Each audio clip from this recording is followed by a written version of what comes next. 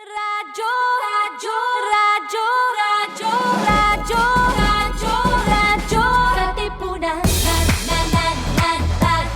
Katipunan, radyo Katipunan, radyo, radyo, radyo Katipunan, radyo Katipunan. The voice of the Blue Eagle, kami di mapipigil sa pagbabalitang tumpak at tama. Buhay atenista sa loob sa labas ng eskwela, ating ibibida lahat ng eskwela.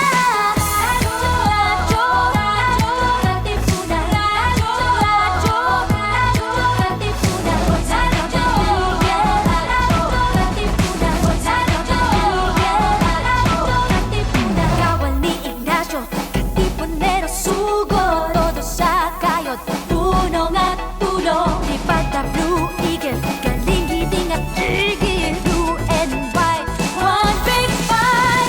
Radyo, radyo, Katipunan, radyo, radyo, Katipunan, radyo Eagle, radyo Katipunan, radyo Eagle, radyo Katipunan, radyo Katipunan.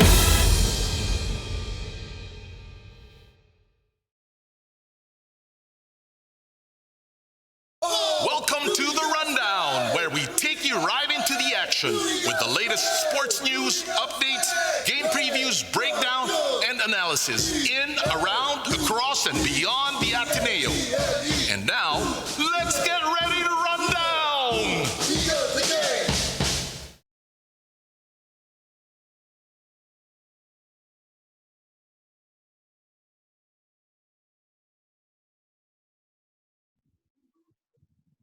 All right, what is up, Blue Eagle Nation? Welcome again to Radyo Katipunan 87.9, the voice of the Blue Eagle. And of course, joining us this morning is a face that we have longed to see for the past, I don't know how many months that has been. Of course, it's Coach Enzo Flojo, my favorite English teacher from, of course, the Ateneo Blue Eaglets.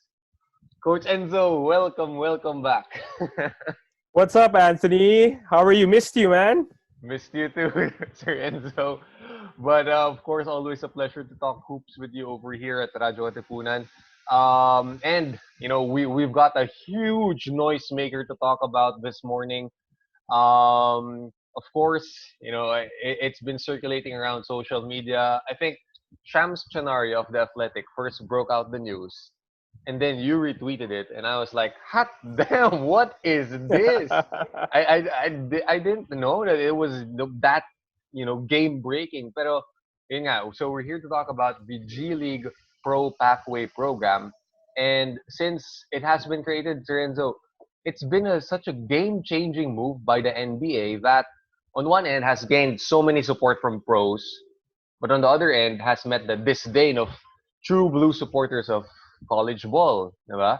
I mean, to have one of you have the number one ESPN top 100 high school hooper in Jalen Green, he goes to that program.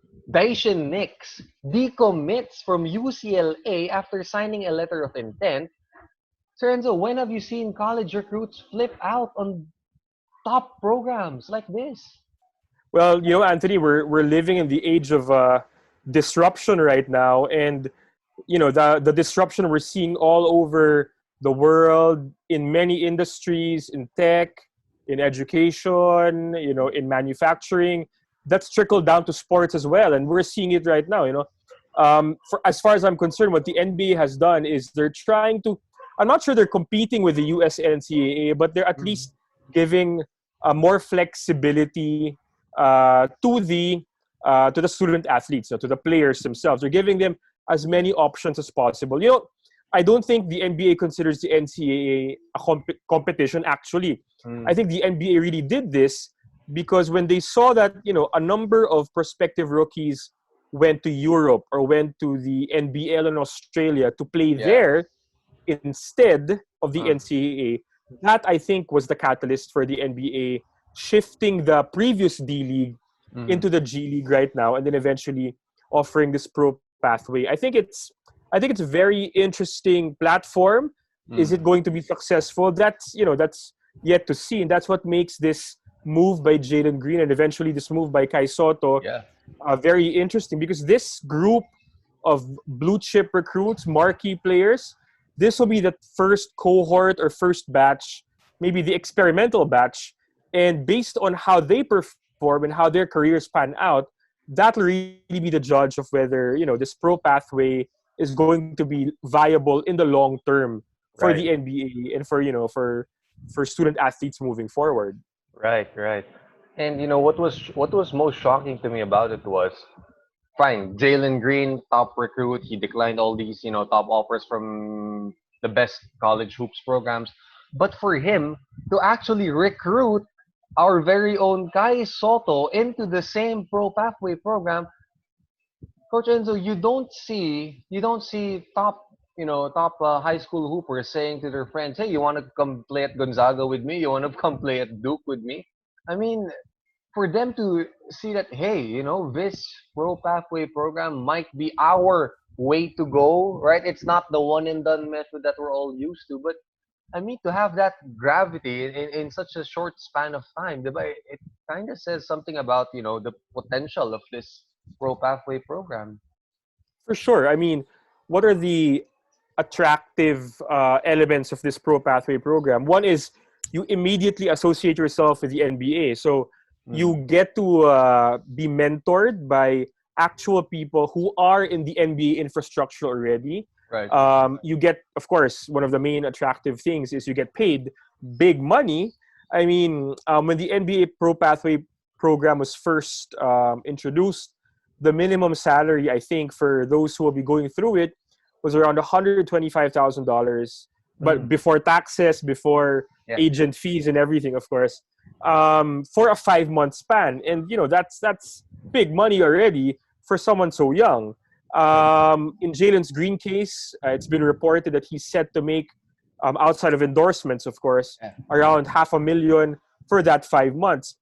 Just today, different press outlets have released articles about Kai Sotto very likely earning in the space of around $200,000 for 5 months. Now, that's a kind of money that even PBA veterans can only dream of, Mm, earning in their careers. But yeah. you have these youngsters, you have this Filipino youngster who's set to earn that much already in only 5 months. And then, if all things, go according to plan, he'll get drafted and he's going to earn exponentially more as an NBA, a bona fide NBA player as well. So those are the attractive elements for the NBA Pro Pathway program. And based on what I've read and based on the things that I know, the NBA is not they're not even shutting the door on academics or on learning life skills. They're going to have life skills coaches Mm, for these players. They have a scholarship program where after their NBA careers, if Jalen Green and Kai Sotto want to go back to school, and I'm sure that's in the back of their minds, the NBA will take care of a scholarship program for that as well. So I think the NBA has done a very good job of trying to cover as many bases as possible and trying to answer as many question marks as possible with their Pro Pathway program. They're making it very enticing, sure. for the top blue chip recruits who are thinking of joining the NBA draft. Right, right. And parang come to think of it, I don't know, Sir Enzo, it's kind of like, instead of going the one and done route where these kids are just gonna. I mean, who cares if they get C's and D's on their report card for a single year of college hoops? Anyway, the goal is to make the NBA. So this is like going on a paid internship of sorts before making your full commitment to the pros. But I don't know. It kind of feels like a slap in the face of what they call the NCAA's broken system, where okay, college athletes can profit from university revenues. I mean, this has been an ongoing controversy ever since the Ed O'Bannon scandal and UCLA. And then now you hear news about, oh, Zion Williamson, he has alleged earnings while at Duke, benefiting from these big time sports brands. But I don't know. Is this kind of like the NBA, sort of benefiting from that, from the all this negativity that college hoops is, like battling internally, and then the NBA comes swooping in and says, you know what, maybe if you can't fix your system right now, then we have a viable option for top high school hoopers. I think what the NBA is doing is, again, providing a viable, or hopefully viable, option for top blue chip recruits. Let's make it clear that not all the NBA Pro Pathway program is not an option for all high school athletes dreaming of going to college or finishing high school. Right. This is really realistically only for the very, very cream of the crop high school players. If you're a mid-level high school player playing for a AAA high school basketball program, the NBA Pro Pathway program is not going to be an option for you. But if you're someone like Jalen Green or Kai Sotto, you're in that stratosphere, then yes, this is an alternative option for you. I don't think the NBA wants to directly quash or challenge the NCAA. I don't think that's going to be a practical thing for the NBA. I mean, the NCAA takes care of so many programs and student athletes, and I don't think the NBA will be able to match that in any capacity. Right.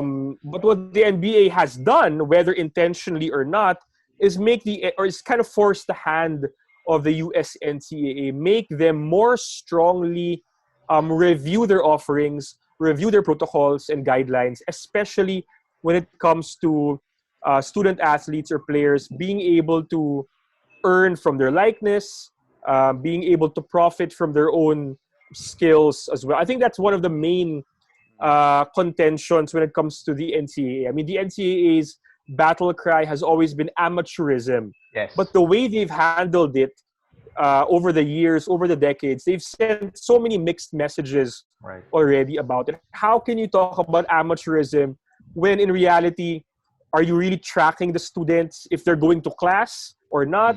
I mean, we've heard so many stories, verified and otherwise, that the top basketball, football players only go to class once a week. They don't even stay on campus for 10 months, only 5 months, 6 months. And how can you reconcile that with your argument that you want to preserve that spirit of amateurism in the NCAA?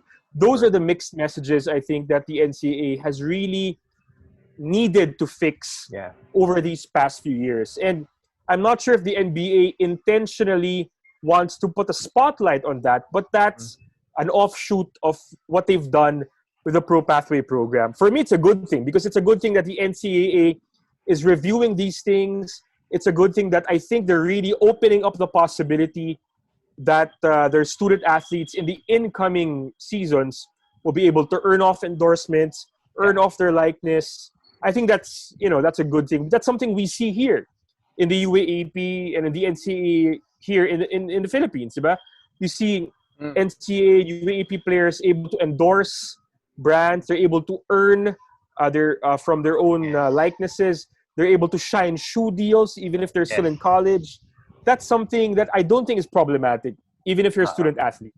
So I'm glad, if that's one of the offshoots of this nip and tug between the NBA Pro Pathway and the US NCAA, and I'm glad that's happening right now.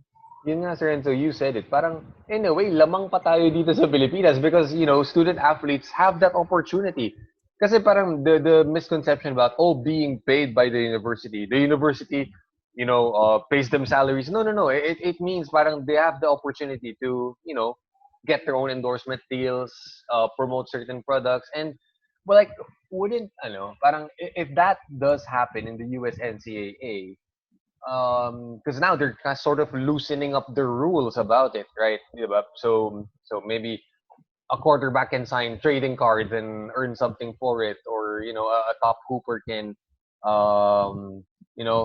endorse a local car dealership or something. I mean, wouldn't that sort of like crush the G League Pro Pathway program in a sense where, hey, why should I go to the G League when I can stay at Syracuse or I can stay at Georgetown and still sort of earn something on the side, right? That's true, no? And that's only that kind of set of options, I guess, endorsements and stuff, again, that's really only plausible for the very, very top tier of college athletes. And that's the target market for the Pro Pathway program. And I think one element that's unique to the NBA Pro Pathway program, again, is that you're already in the NBA infrastructure in that kind of program. And you're going to be going up against basketball players who are going to be maybe more seasoned, more experienced. These are players maybe who've had experience playing in the NBA already, Right. before being sent down again to the G League. So those are the kinds of things that are unique to the NBA Pro Pathway program as opposed to the US NCAA. One thing I think that the NCAA has as their advantage is, I think the coaches you're going to see in the US NCAA are some of the brightest basketball minds you're going to see anywhere. True. I mean, Coach K will not coach in the Pro Pathway program. You're going to see the top NCAA coaches still stay there. And that's something that Jalen Green, Kai Sotto, they will not have the benefit of learning from those coaches, in the next few months. I think that's one of the edges or the advantages of the US NCAA. Still, I mean, I'm sure the NBA Pro Pathway program will have their own set of very, very good coaches. But the clout, the relationships you're going to build with those NCAA coaches in Duke, in North Carolina, or Memphis, those are some of the intangibles that you will miss. But that's the thing, Anthony. Parang, I don't think there's any option that will cover all the bases, so to speak. If you go the NCAA route, you kind of sacrifice some things as well. So it's really about what sacrifices, what closed doors are you willing to experience or to face, right? Okay, by going this option or that option. Can you live with this door being closed and then staying okay with the others being open, and all those things? You know what, Sir Enzo, how I wish I was 6'10" and 17 and had all these options on my plate right now. I mean, it's a totally different experience if you just go back like 20 years ago. Kids, high school hoopers never had these, diba? Never had these, concrete. Hey, if I choose the pathway program, it's gonna be this way for me. If I go the college route, okay, this is what I expect of it. I mean, it's such an envious situation for kids right now. Pero, I mean, we've talked about these guys: Jalen Green, Kai, Isaiah Todd, Daishan Nix. Isn't the success of this Pro Pathway program contingent on, what, these guys are going to be in a select team, right, of high school hoopers? They're going to be the high school all-star team in the G League. But I mean, the end result is these guys have to be lottery picks. If they're not going to become lottery picks, then what happens now to that pathway program, right? That's the risk of this NBA pathway program, Anthony. I think you hit it on the head when you said that at the end of this 5-month program, where will these talented players find themselves? Will Jalen Green still remain one of the top 1 to 3 picks for the next NBA draft? How about Kai Sotto? Will his stock rise? For Isaiah Todd as well, and for Knicks, will their stocks rise as well? Right now, the only player of those 4 projected to be in the top 5 is Jalen Green. I mean, Kai Sotto, as good as he is, and as much as we love him, he is not in that top 5, top 10, top 15, even top 20 range of the NBA draft. If at the end of the 5-month program, if his stock rises, then I think more prospects will reconsider NCAA or NBA pathway program.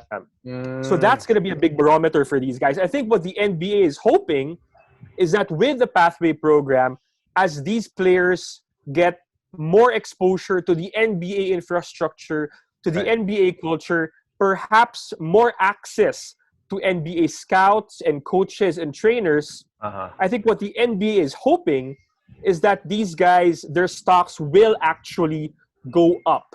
1 or 2 spots, or even, I don't know, maybe Knicks goes from a top 15 to 20 guy to a top 10 guy. Maybe Isaiah Todd, right now, I think he's a top 14, top 13. If he breaks into that top 10, then that's good. If Kai Sotto, who's right now, I think, borderline first round, second round, if he moves up to become a sure ball top 20 pick, then that's going to spell big thumbs up, big success for this pathway program for the NBA.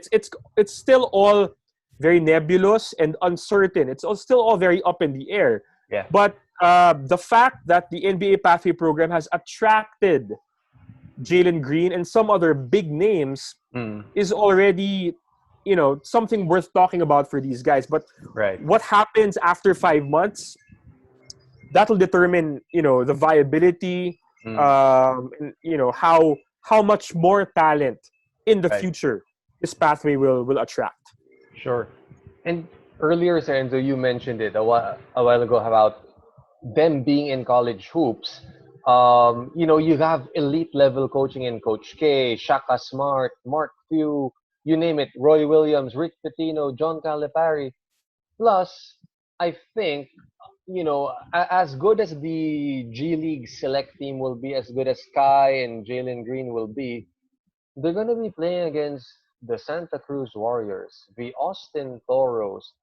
Sir Enzo, it's not UCLA USC, it's not Kentucky Louisville, it's not Duke UNC, it's going to be these, against these G League teams. And come to think of it, are they really, going to be playing against the best of the best at that level? Because they're just going to be playing against, guys who are borderline NBA talents. Plus, it's the G League is, it's not a, main draw. And like if you say March Madness, wow, that's a huge, sporting atmosphere. But if you go to Sioux Falls, South Dakota, the pull isn't as as great, Definitely, but I think the offshoot will be that this pathway program will probably, again, we're talking about the age of disruption, Anthony. It's going to disrupt basketball coverage in a way as well. I think with the news of Jalen Green and some other big names going the NBA pathway program, I think networks like ESPN, they're probably going to follow that team around the country, wherever they go. Will networks still cover the NCAA? For sure, absolutely. I think whatever contracts exist already ensuring the coverage of the NCAA will remain intact. But I think the potential for disrupting media delivery of sports content is going to be interesting because of this pathway program. Now, I think some media outlets will definitely follow this team. Whether they're going to send the coverage team to literally follow them, or they're going to have a dedicated writer or beat writer follow these guys around, that's very, very possible, right? I can tell you right now, Philippine media will follow this team. Oh, yeah. I can tell you right now, US media will follow this team as well. If other international prospects sign up for this team, then that's going to broaden the market as well. I don't think that, it will be in direct competition 1-versus-1 with March Madness or the US NCAA. But I can already imagine, on a weekly basis, at the very least, we're going to be able to see game reports on the select team, how they did, how many points Jalen Green scored against this team, how many points Kai Sotto scored, how their performance was. This will be a very closely followed team. And this will be a very closely scrutinized team moving forward. And I think it will be comparable to many of the top programs in the US NCAA. We're going to see headlines about the Duke Blue Devils, about the UCLA Bruins, but we're also going to see headlines about the select team moving forward as well. Whenever sports actually gets back on track after the pandemic. Please, I hope it does. Pero Sir Enzo, about, we've mentioned these names, Jalen Green and Kai. You're right. You're absolutely correct. Philippine basketball, at least the media side of it, is just about to explode once this thing gets going. I mean, we've talked about the pros and cons of it, but I guess with Jalen Green, like the only understanding that we have of Jalen Green is when he comes over here for the NBTC, the NBTC tournament. Oh, Jalen Green's over here. So, but now you get, I think, direct access to him 24/7 with media and everything. So that's one more thing in terms of bringing out, the star quality of this Phil Am talent, right? And then also for Kai Sotto, I mean, like, what was, Sir Enzo, what was for you like the main turning point for Kai to? I mean, we've seen him do lots of campus visits already, but what was Kai's like main turning point for? You know what? I'm not going to go the old and tried method, but I'm gonna brave new waters and go ahead with this pro pathway program. I think honestly for me it was all about Jalen Green. Yeah, parang when Jalen Green announced that he would choose the NBA GLeague Pro Pathway program instead of going the US NCAA route, I think that decision of his changed the game, not only for Kai or for Isaiah Todd or for Knicks, but for so many other high school prospects already. At the very least, it made them make a double take or think twice about going to the NCAA. I think that was one of the main factors or main tipping points, I guess, for Kai Sotto. I mean, of course, Kai, ever since he went to the States, starting in April in 2019, he's already attracted so much attention, given his size, his skill set, and the way he's been performing left and right, given the way he's been built up or hyped up in social media and in mainstream media as well. His exposure in international basketball play, playing for Gilas in the FIBA Under-19 World Cup in 2019, that gave him a lot of exposure as well. So there was already a lot of interest about where Kai was going to go, what decision was he going to make. He already had interest from Auburn, I think from Georgia Tech, from so many other programs as well. And I think it was that Jalen Green decision mid-April. I think that was really a big factor, a big turning point in that decision-making process for Kai. Right. For Kai, for his family, and for all the other blue-chip recruits as well. Right. I think that really was an earth-shaking, game-changing moment for a lot of people. So Jalen Green was like the first domino to fall, and then Kai was, he was like, hey, if he can do it, then, might as well. I can also do it for myself, and, see what this means for me. But for sure, is this like I don't know, is this like one of the paths where we're gonna see, legit potential NBA talent already in the Gilas radar? Because right now our only legit NBA talent is Jordan Clarkson, right, in the Gilas pool. But with Jalen Green and Kai being here in this Pro Pathway program, is this Gilas getting closer and closer to, hey, we have legit NBA, caliber players already in Gilas, and that's gonna, boost our chances when FIBA Asia Cup, when it's there, when it comes up again. So, I mean, does it help us in that aspect too? For sure. I mean, Kai joining the G League Select team is a big step for him closer to his NBA dream, and of course. As close as he gets, or the closer he gets to the NBA, the closer we get as well to claiming, that, hey, we finally have a homegrown Filipino make it to the NBA. We finally have someone who went through the Gilas program make it to that level. Right now, Kai is the closest to that. Right. Following him, maybe in a couple of seasons, depending on how well he heals from his ACL injury, we have AJ Edu potentially following that as well. After them, we have another Filipino or a couple of other Filipinos in the US circuit. We have Remy Martin for Arizona State. Yep. He's not homegrown, but he has not been shy about expressing his desire to play for the Philippines. And then you have Dalf Panopio, who's with another program in the States as well. So We have a handful of other um, guys who are in that Gilas pipeline Mm-hmm. who could potentially reach that level as well. But definitely, for sure, Kai Sotto is the one who's in the spotlight, and right now it seems like he's the one with the brightest chances to reach that level. And Right. I think, I have to applaud Kai, his family, especially his dad Irvin, Mm-hmm. and his handlers in East West Private.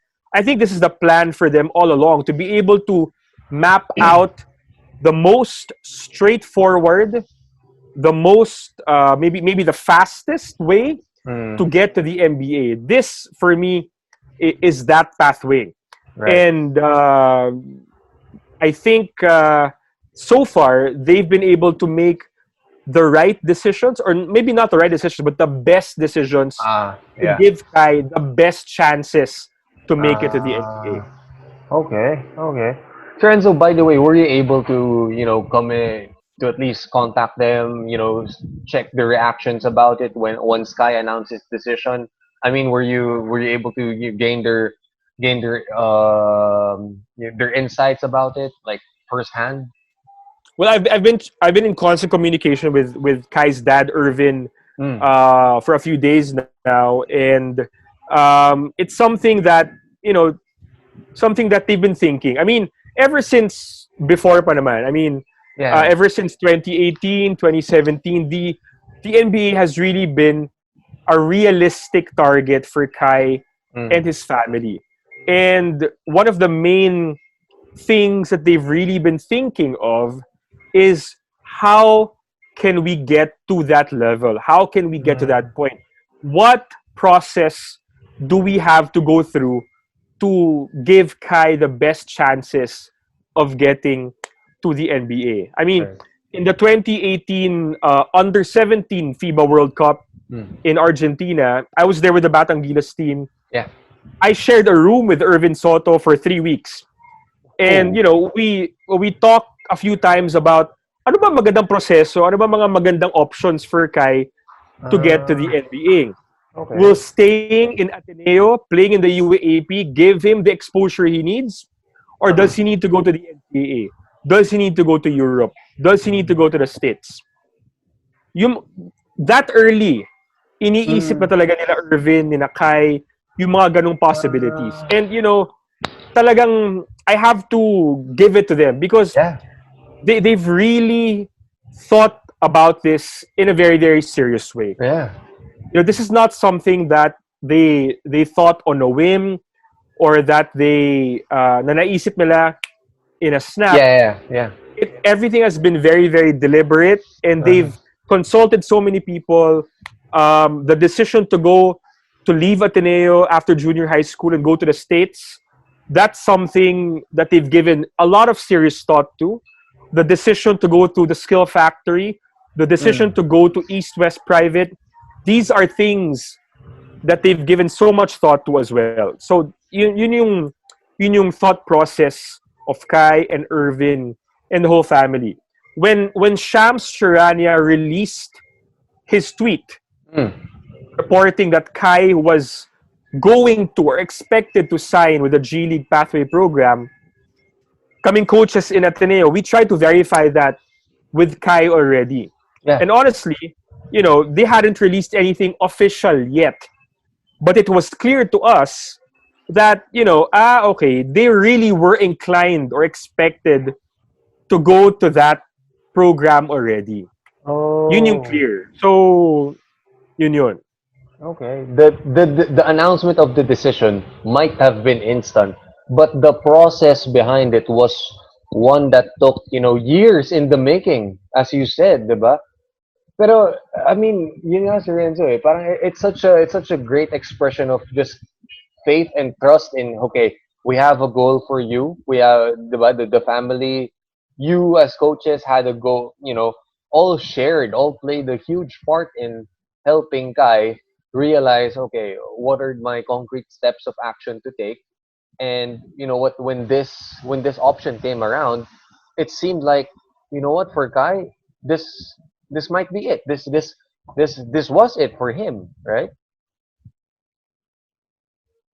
Yeah, I mean, um, this is really the one of the big, I guess, moments Mm. in Kai's career. It'll be a defining moment in his career, and that's why they had to really give it so much thought and really consult as many people as they can, because they knew that this was going to be one of those, how do you say it, major points that will define where he goes from here, Yeah. Totally. the success or the chances of success he has moving forward. Right. Right. And yeah, Sir Enzo, no, now looking ahead for Kai, I mean, him in the select program playing with Jalen Green, Daishan Nix, all these guys.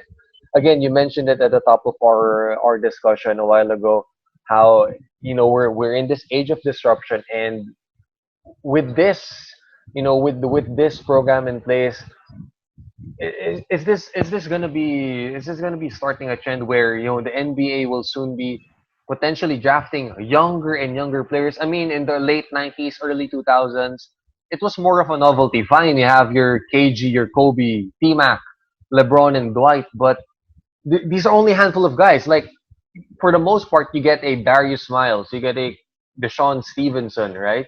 And is this are we now going in a trend in at least in professional basketball where more and more coaches will be inclined to sign 14-year-olds to letter of intents right now? Because I mean, with the explosion of social media and everything, you can see kids at an early age displaying immense amount of skill, but at the same time, isn't there still a risk where, what, you're betting on a 14, 15-year-old, the younger and younger that they get?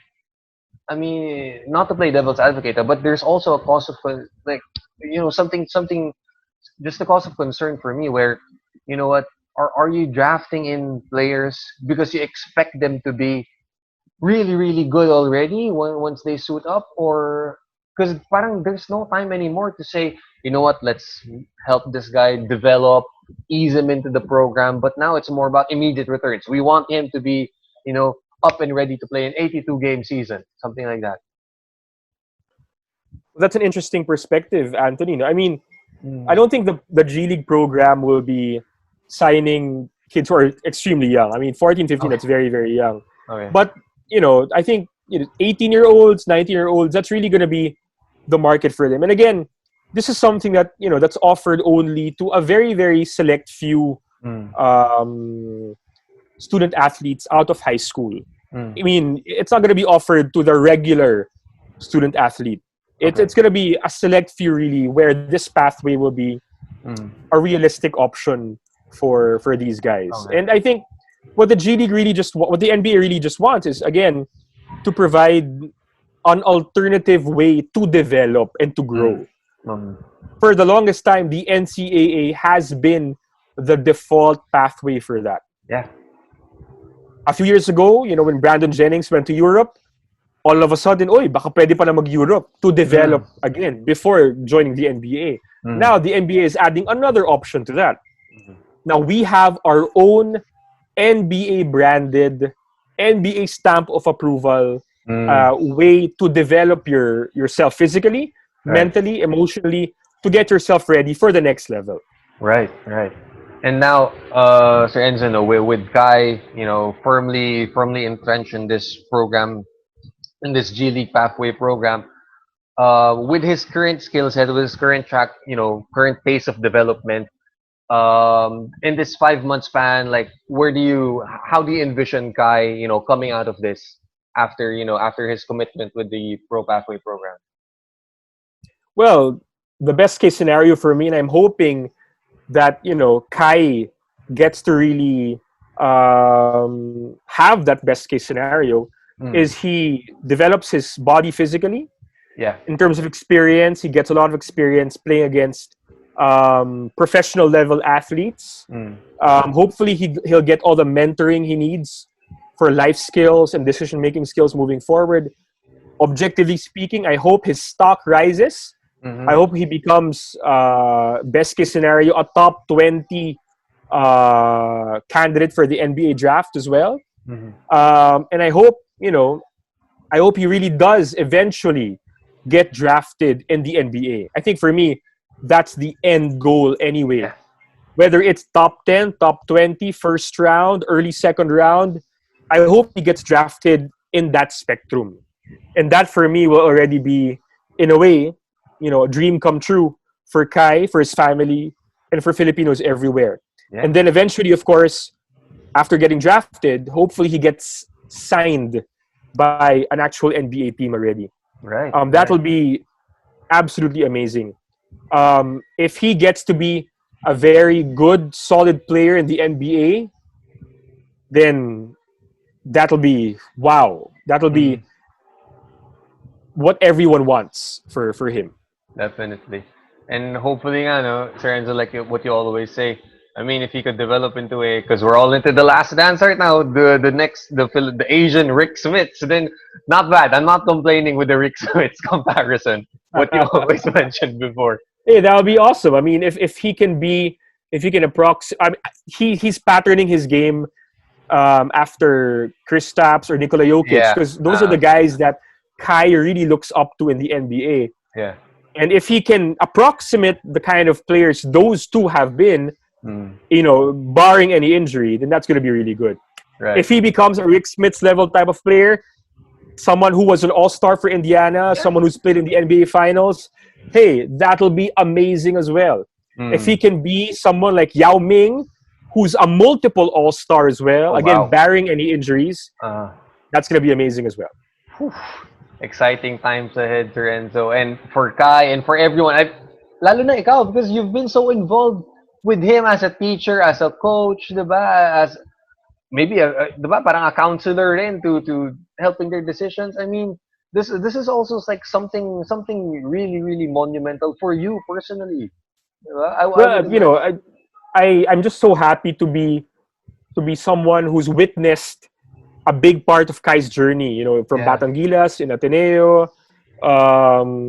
It just makes me so happy to see how far he's come, and makes me so excited to see what awaits him, in the future, portions of his journey.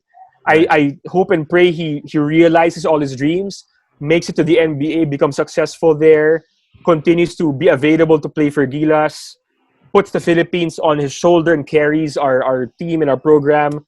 Those are all my dreams for Kai. And I'm happy that slowly but surely he's making the decisions to give himself the best chance to realize those dreams.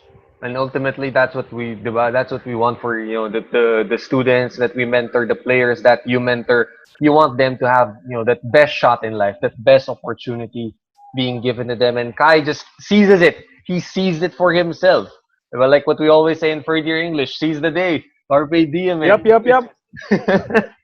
And Sir Enzo, before we end pala, since we mentioned about Kai, Rick Smiths, I'm excited for Last Dance, the finale, the last two episodes. I'm looking forward to the intense battles between the Bulls and the Pacers. And what I'm excited for is, I want to see how Reggie Miller was the ultimate foil for MJ. If MJ was so intense as a competitor, Reggie Miller was so intense as he was a mouthful to handle. Literally, he could trash talk the heck out of MJ for himself also. So I just want to see that that intense psychological warfare between one of the best shooters of all time and the GOAT, right?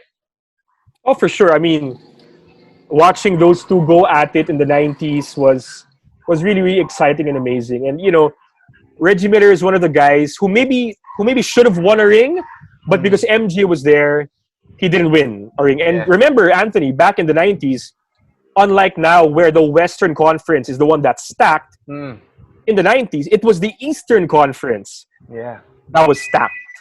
And, even with MJ there, they had so many really, really good players on, really, really good teams and players in the Eastern Conference in the 90s. Of course, you had Shaq and Penny and the Magic. You had Ewing and Starks in the Knicks. You had Rick Smith and Reggie Miller and the Pacers. You had Chris Webber and Juwan Howard and the Bullets back then as well.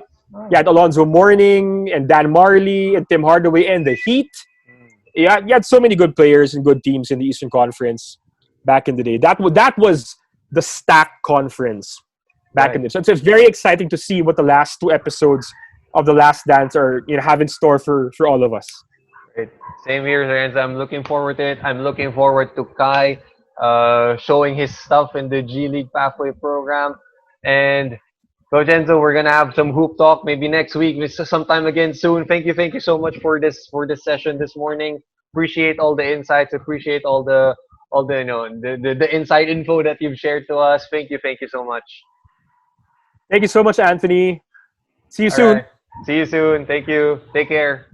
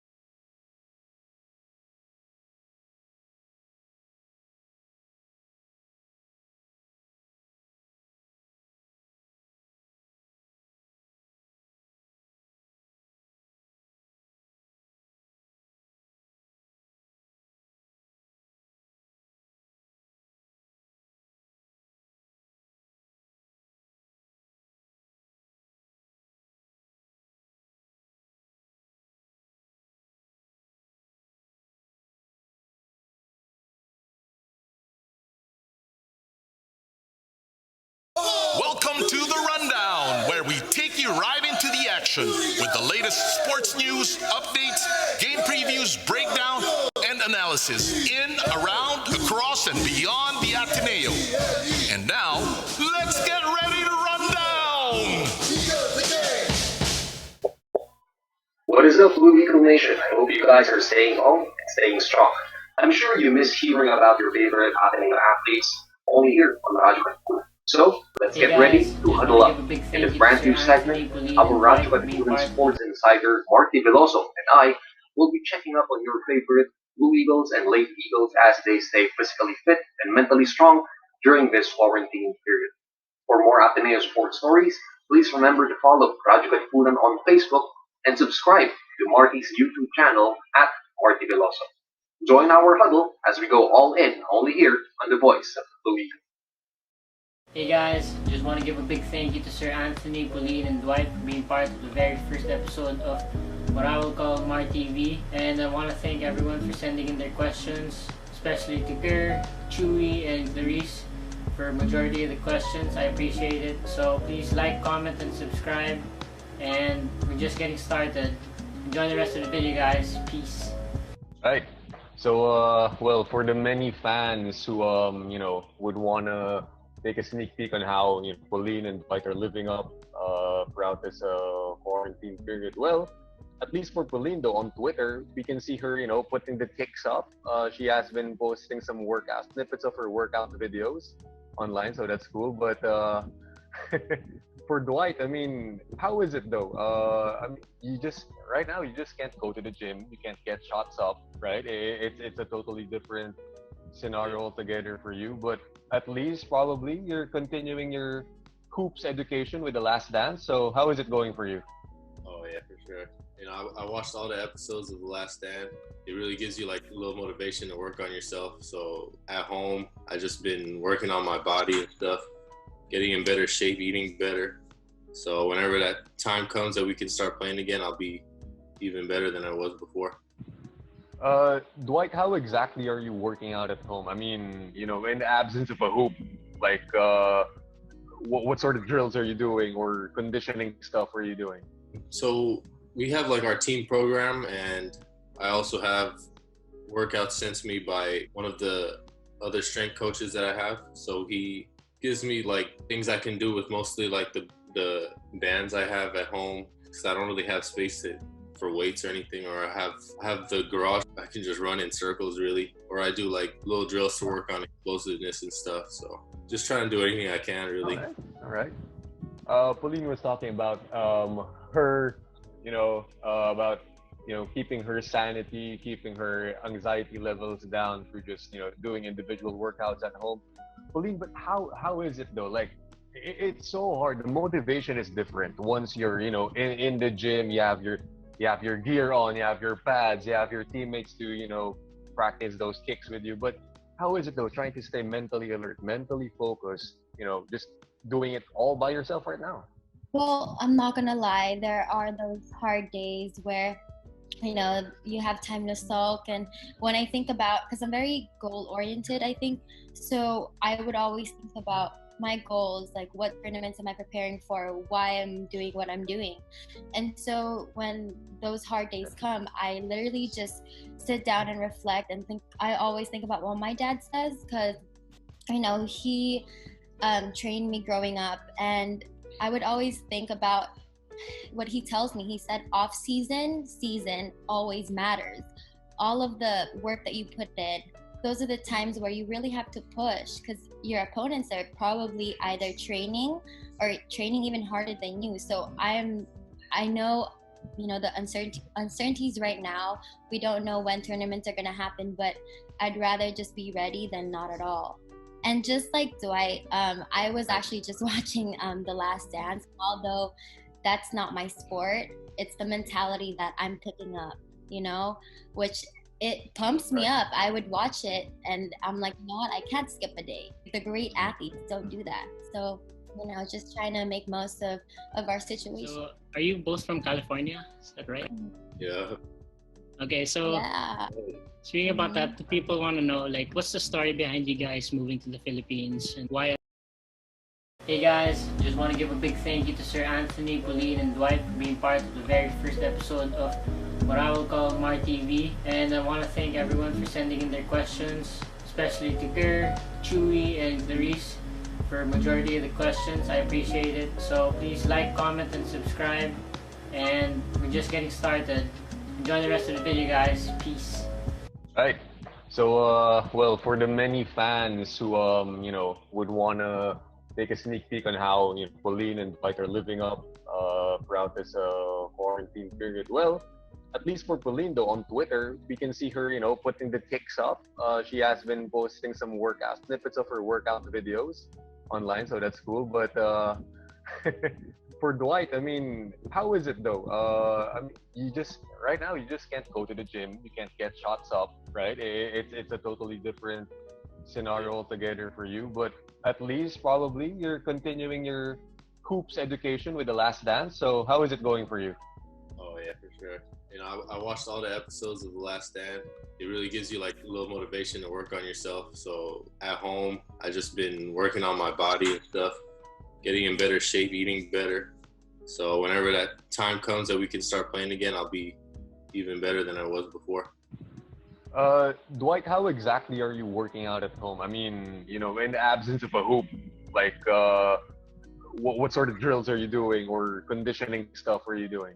So we have like our team program, and I also have workouts sent to me by one of the other strength coaches that I have. So he gives me like things I can do with mostly like the bands I have at home, because I don't really have space for weights or anything, or I have the garage I can just run in circles really, or I do like little drills to work on explosiveness and stuff. So just trying to do anything I can really. All right. Pauline was talking about her, about keeping her sanity, keeping her anxiety levels down through just doing individual workouts at home. Pauline, but how is it though? Like it's so hard. The motivation is different. Once you're in the gym, you have your gear on, you have your pads, you have your teammates to practice those kicks with you. But how is it though? Trying to stay mentally alert, mentally focused. Just doing it all by yourself right now.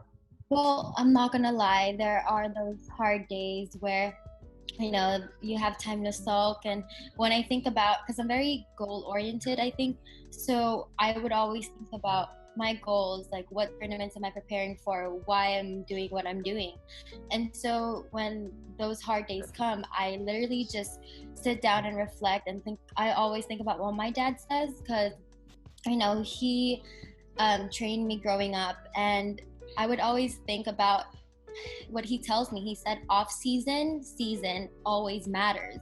All of the work that you put in, those are the times where you really have to push, because your opponents are probably either training even harder than you. So I know the uncertainties right now. We don't know when tournaments are going to happen, but I'd rather just be ready than not at all.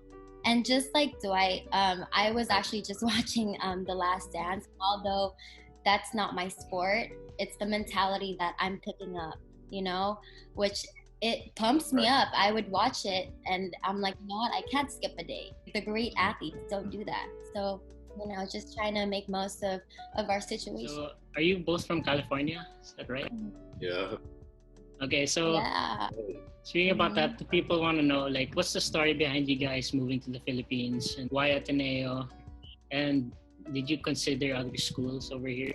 So I've been competing for the Philippines since 2010. So I earned my spot, and I've been traveling back and forth. I was based in LA, and I decided to move to the Philippines in 2016.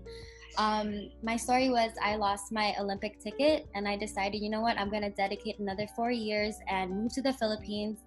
And at the same time, I was actually supposed to go to LaSalle. That was my first choice.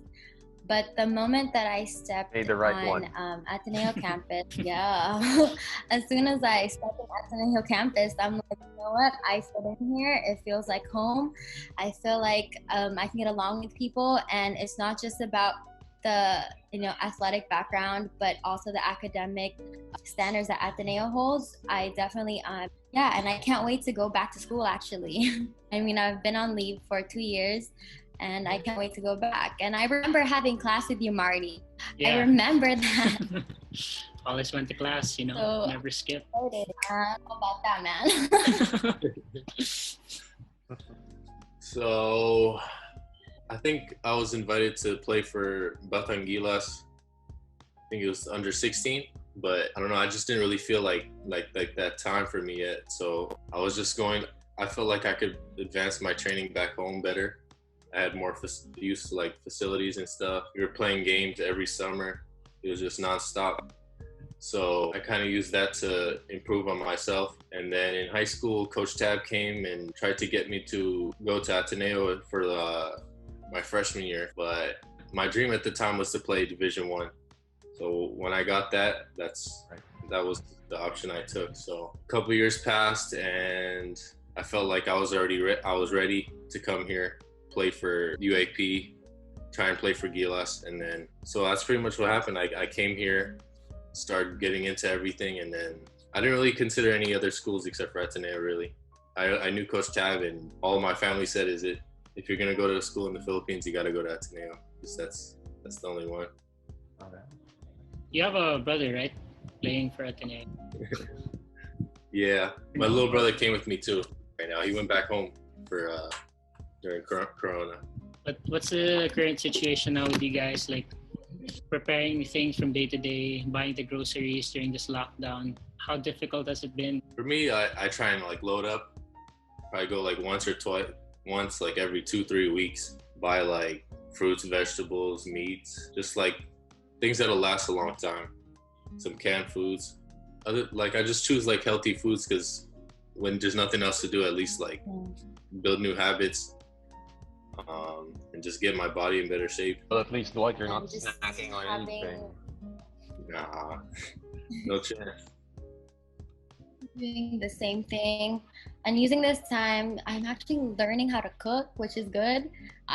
Before I was not comfortable cooking at all, and using this to learn how to cook and trying to be healthy and eating the right foods, just because I'm so sick of eating junk. Because in the beginning I was eating junk.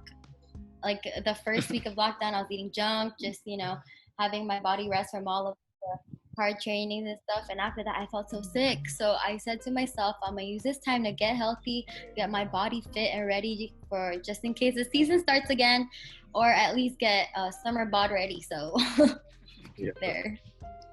So, Paolo, you mentioned cooking. Dwight, do you cook? Of course. I've been using this time to upgrade my dishes too. I got some new dishes. What about pastries? Are you What are into your that? specialties, Dwight? Pastries.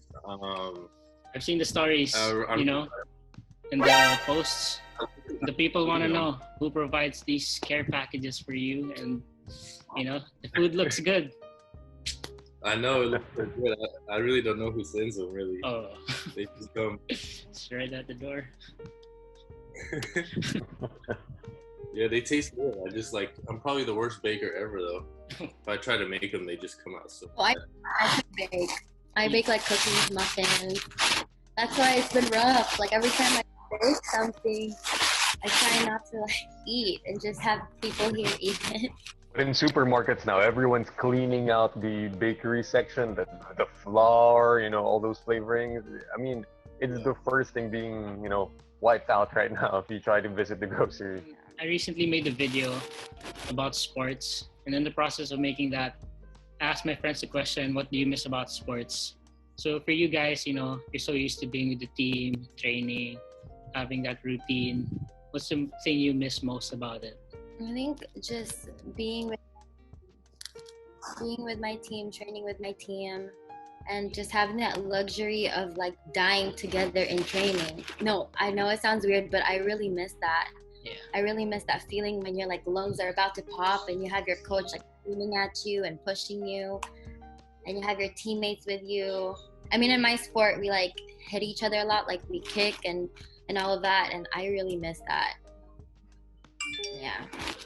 For me, I just miss the everyday grind. Like that's like what you look forward at the end of the day every day. Is like I can't wait till we get to practice, and then you have your teammates there, and it's like you just all come together at the end of the day, and just how you got used to finishing our days and stuff. Hey, Paolo, you mentioned training. So how difficult is it for you to prepare for a match? I understand there are different weight classes for you, and like what goes on to that, like the diet and all. You even get to eat like junk food when you're actually preparing for the fight. No. My preparation now that I've been, you know, kind of what we call like a veteran in my sport, because I'm actually entering my 10 years with the national team. So how I prepare is actually months before, because now that I'm older, I recover much slower compared to when I was younger. So a lot of strength and conditioning on my end, and food that I eat, definitely that's like monitored. But more than anything, it's not just the physical training now, because everyone knows how to kick or knows the techniques to use. But for me, I really focus on a lot of mental training, watching clips, watching my opponents, just knowing exactly like what they're gonna do and stuff. So a lot of mental training for me. I usually, when I have a big tournament, I probably prepare 6 months ahead, and that's all of like the muscle endurance, power endurance, and all of that comes into play. So my training for big tournaments are hard. We train with the team 3 times a day, and it's hard to adapt to it now. I was so used to training with my team 2 to 3 times a day that once the lockdown happened, it was hard to adjust. It was hard to get myself up.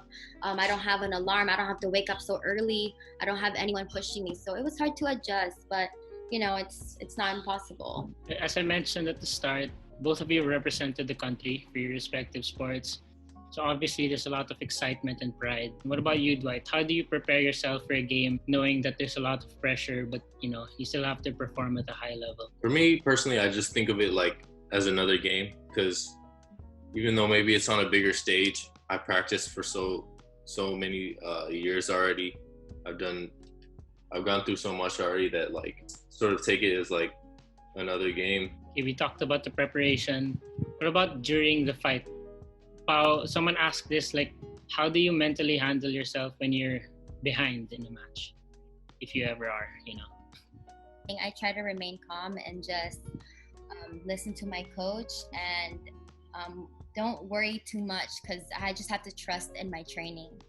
So that's what I try to do. And then before the fight, we try to simulate those types of situations in training. So if I do it enough, it just becomes muscle memory, and I don't have to worry about it and stress, because I'm putting everything I have in the ring. The international level, I'm sure people have followed you guys already. I've seen it on social media. People go crazy over you guys. So what does that feel like? And how do you manage the expectations of the fans, your friends and family?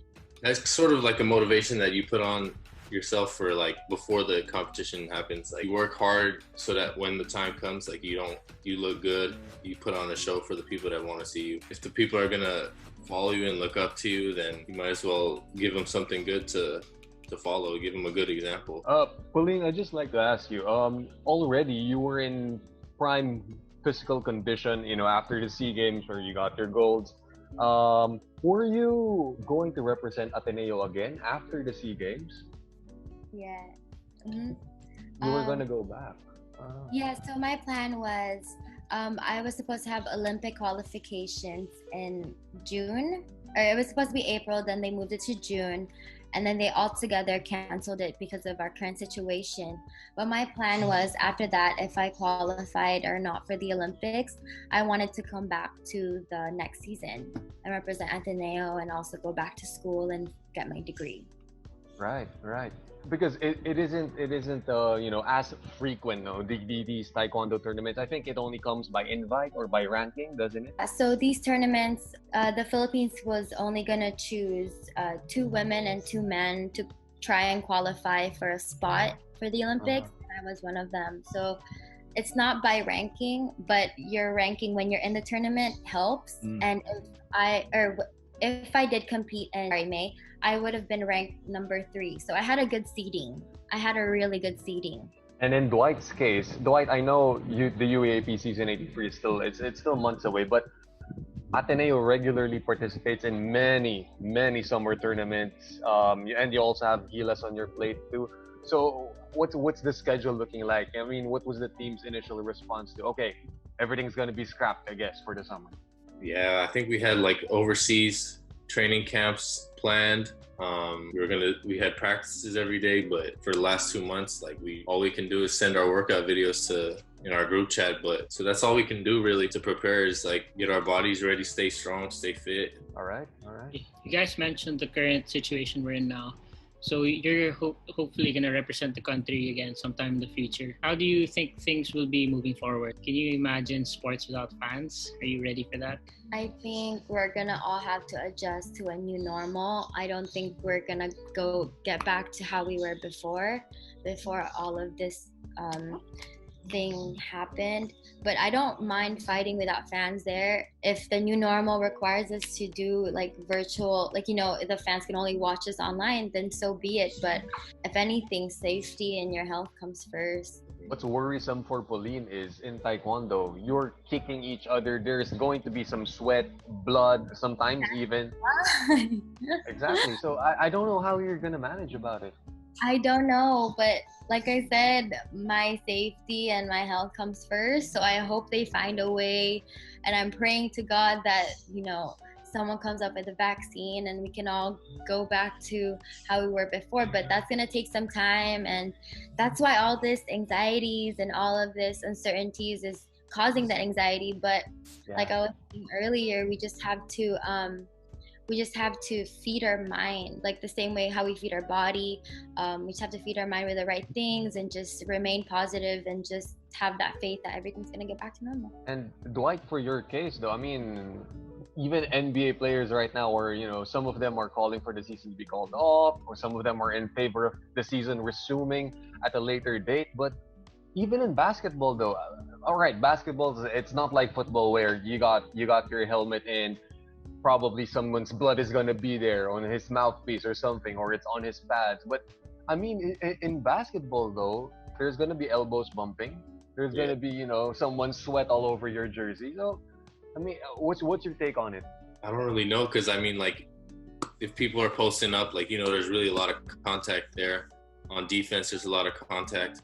So I really don't think it can really restart anytime soon. But just whenever it can, like, you just have to stay ready. And it's for like the fans and stuff. Like, I mean, they're, especially international games, I know the Philippines is really like big fans of basketball, so they play a big part in the games. But even if all they can do is watch online, like, I'll still be okay with it if that's something that we had to do moving forward. Hey, Paul, this next one is for you. Here, let's go back a little. You've achieved so much in your career, but like we all started somewhere. When was that moment that you said to yourself that you actually wanted to do this, like Taekwondo, and when did you commit to the sport? I think at the young age of 10 or 11, that's when I said to myself, one day I'm really gonna try to make the Olympics. I just didn't know how. I didn't even think that I would be able to compete for the Philippines. But when I was younger, I was watching the 2008 Olympics and I saw a representative from the Philippines. And back then, actually, that was my dad's junior. My dad was also in the national team and he was fighting for the Philippines. Unfortunately, he didn't have a break. So when I said to him, listen, I want to do the sport, I want you to help me out and I want to make the Olympics. That's the moment I realized that, you know, anything I do now, even though I was so young, that's how I thought, because I had the guidance of my dad. And I said to myself, anything I do now, that's going to lead me to my goal and my dream. So that's how I started. Yeah, for Dwight, you're from California now in Ateneo. How's school been for you? You're new here. How's the campus, the community, just the experience compared to the States? I really like it here because, like, back in the States when I would go to college, everyone's more like keep to themselves. You'll go to class, go home, go back to your room. Like, everyone has like their own groups that they stay with. But here, it's like the whole school is all together. Like, it's all one big group. Everyone's close. Like, random people would talk to you. You can just talk to anybody. It's more friendly. Dwight, coming from Cal State Fullerton though, how important of an influence was it, you know, the school being, it's a haven for Phil-Am hoopers. I mean, Marshall Lassiter came from Cal State Fullerton, Ryan Reyes of TNT came from Fullerton as well.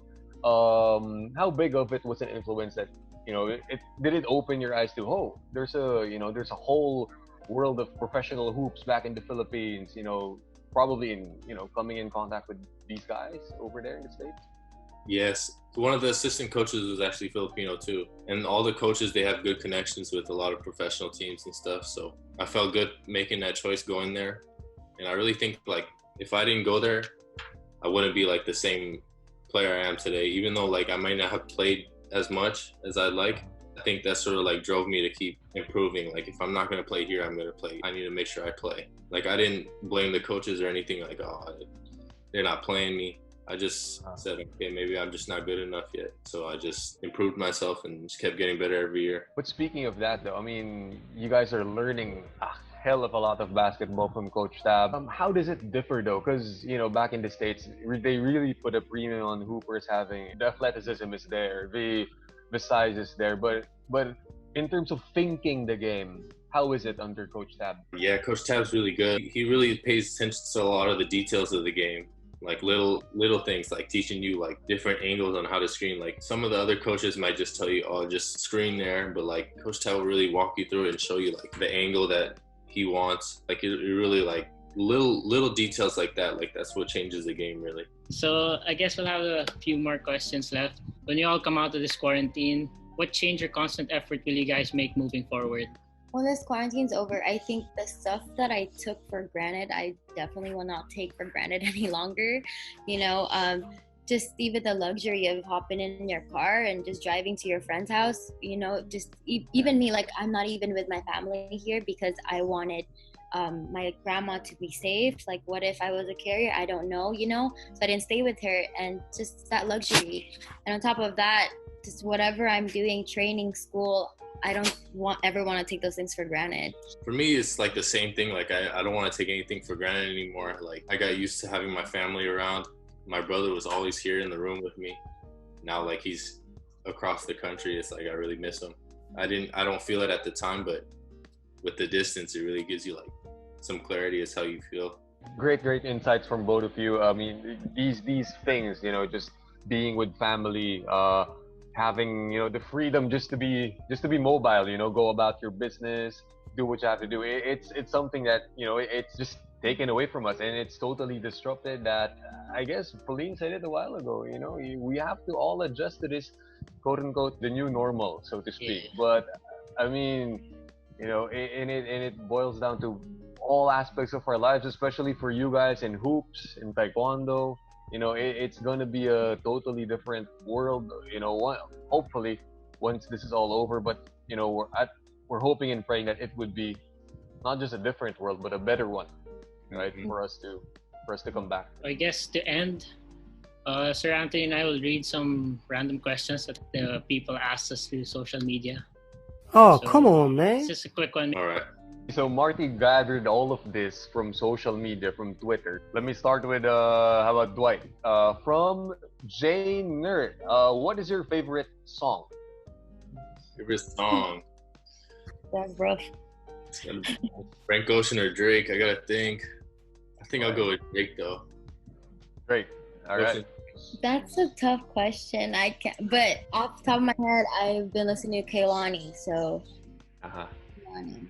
All right. Okay. Okay, this one's from Janine.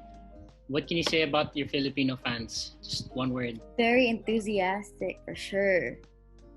That's what I would say too. Enthusiastic. Like never in a million years I would think that a lot of people would know me with my sport, mainly because it's not as popular, but for sure. Out here, they're really very supportive. All right. This one, oh, of course, it's a question addressed to Dwight, and it has to come from a girl. So it's from Pam. Dwight, it doesn't say will you. It says you will be the next King Eagle. So what can we expect from you? Well, I don't know if I'm gonna be a King Eagle or anything. I'm still a rookie. I haven't even What a played yet, joker. so hopefully you're just gonna expect some wins all year. Okay, this one is from Saint Dwight Zero. This one's for you, Dwight. What are your goals this 2020, at least for the second half? Well, hopefully the season starts up sometime in the second half of 2020. But if not, it's more of just like maybe like finishing some new books, finishing COD, and getting my body better. From the same account, Pao, this is for you. Where is your favorite or go-to spot on Ateneo campus? To be honest, I just am going tomorrow. That's where I train. That's where I train. Like right after class, just go straight there. Well, apart from the gym, Pauline, do you got another fave spot to hang out in? Definitely JSEC, where like the food spots are at. I remember catching Marty around there a bunch of times. Yeah, I I study don't know there all the time. how school, like how school looks like now after 2 years of being away. Okay, next question. From Kier. So Kier asks, maybe this should be Dwight's call. Describe Ateneo in one word. One word, huh? I'll say huge. Walking from tomorrow back to class for class tomorrow. My warm-up is done. Okay, this next one. Your first love sport, and if not taekwondo or basketball, what sport would you be playing right now? Ah. Ooh, I definitely would be in track. I did track and field before, but I definitely would be doing track right now. I always loved basketball. I tried all the sports really.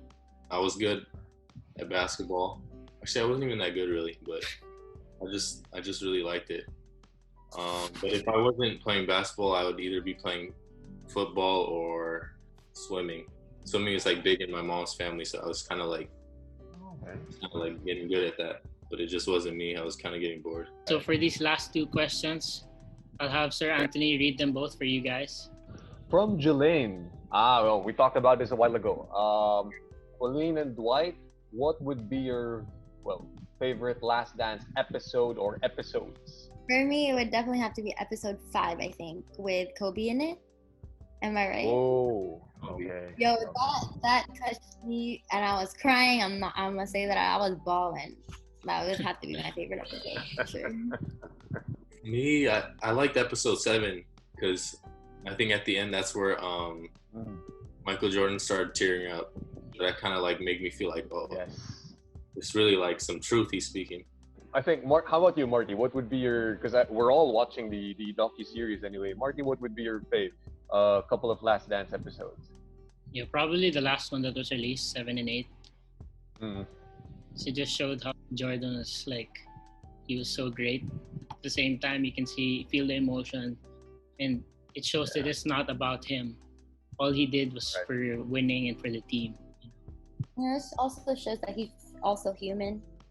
Yeah, Correct. big I one. mean, it takes a whole lot for a guy who's being revered as the basketball deity, the basketball god, but to see a 57-year-old man, watching old clips, old highlights of them just doing training, running wind sprints and everything, to bring him to tears, it shows you how much competition, just the spirit of competition meant to him, right?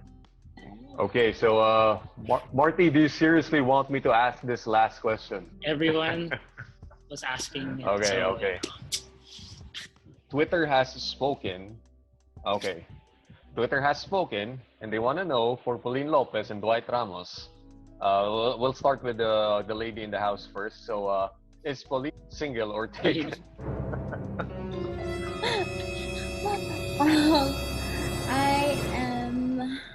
I don't want to say. Basta, yun yun. Okay, basta na lang. And I think many girls want to ask this from Dwight over here.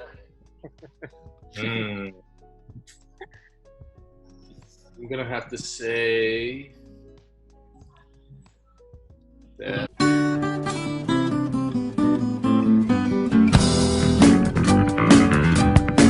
I need to phone a friend to answer.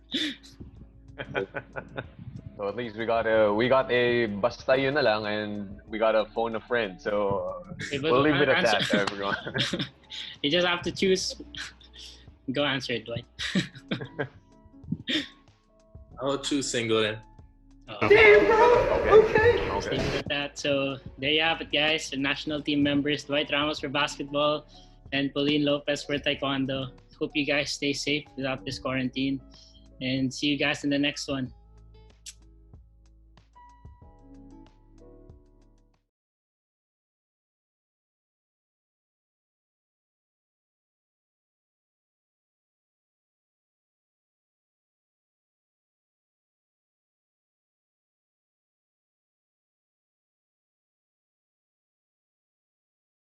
Welcome to the Rundown, where we take you right into the action with the latest sports news, updates, game previews, breakdown, and analysis in, around, across, and beyond the Ateneo. And now,